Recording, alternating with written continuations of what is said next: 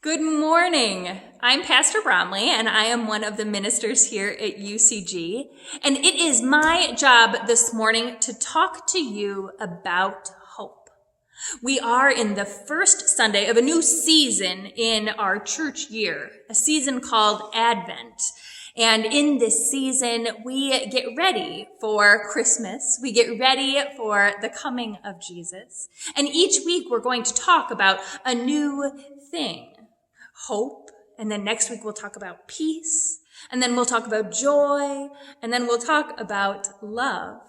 You can see it right over here that the first candle of our Advent wreath has been lit, the candle of hope.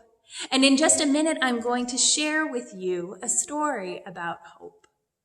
Now, there are a lot of things from the Bible that we usually read around Christmas time. Some of them are about John the Baptist, and some of them are about shepherds, and some of them are about Mary, and sometimes we read about Joseph too, and maybe a donkey and Bethlehem and a star. And all of those are important parts of the story. But one of the other writers of the Bible tells the story of Jesus very differently. He doesn't have a time or a place when he started. He starts out with a poem. And he says, "The light came into the world, and the darkness did not overcome it." And that's one of the things that makes people feel hopeful. Sometimes darkness can be scary.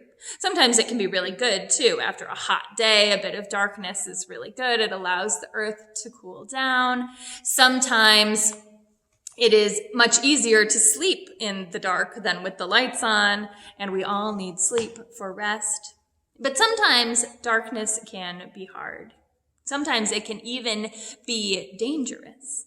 And in just a minute, I'm going to share this story with you called Hello, Lighthouse by the Caldecott medalist Sophie Blackall.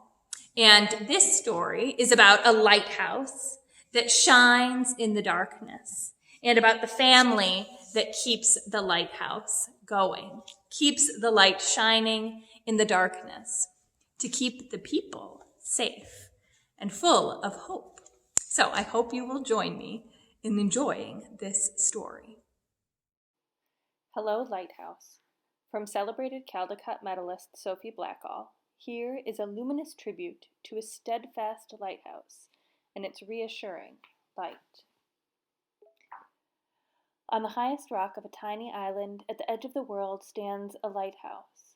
It is built to last forever, sending its light out to sea, guiding the ships on their way.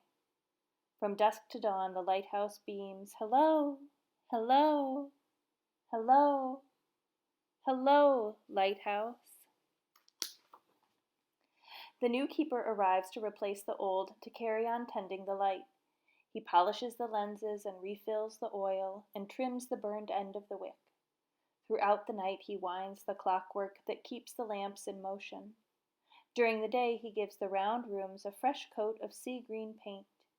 He writes in the logbook and threads his needle and listens to the gathering wind. The wind takes a deep breath and blows and blows and blows. "Hello, hello, hello." The keeper boils water and drinks his tea as he fishes for cod from the window. He sets the table and hums a tune and wishes for someone to talk to. Every few days he writes her a letter and throws it into the waves. He tends the light and writes in the logbook and waits for her reply. The sky grows dark and the waves rise and crash. "Hello, hello, hello." The keeper looks through his telescope. The tender arrives, bringing oil and flour and pork and beans and his wife. He shows her around the round rooms of their house. He tends the light and writes in the logbook and sets the table for two. The fog makes everything disappear. A bell must be rung to warn the ships. Clang, clang, clang. One thick night, disaster strikes. A boat is wrecked on the rocks. Not a moment to lose, the keeper rows out. He pulls 3 sailors from the deep black sea. He tends the light and writes in the logbook and wraps the sailors in blankets. The sea turns into a carpet of ice. Hello, hello, hello. One dawn, the keeper begins to sneeze. By dusk, he is terribly ill. His wife is everywhere, all at once. Running up and down spiral stairs, she tends the light and feeds him broth and chips ice off the lantern room windows. She sits by his side and writes in the logbook the minute his fever breaks. The icebergs pass by on their journey south. The whales pass by on their journey north. Hello, hello, hello. Inside the lighthouse, the woman walks around and around the room. Her husband boils water and helps her breathe in and out. He tends the light and writes in the logbook and notes the birth of their child. The sky erupts in swirls of green. Hello, hello, hello. The tender arrives, bringing oil and flour and pork and beans and the mail, along with fresh books and news from the land. There's an unexpected letter with the Coast Guard's seal. The keeper winds the clockwork and polishes the lens just as he's always done. He tends the light and writes in the logbook, but knows it's not for long. Together they watch the horizon.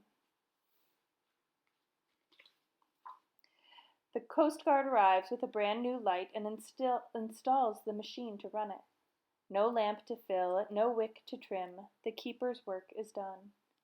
He climbs to the top of the spiral stairs and closes the logbook for good. They pack their belongings into the boat and wave farewell to the gulls. Beyond the breakers, they all look up. Goodbye, Lighthouse.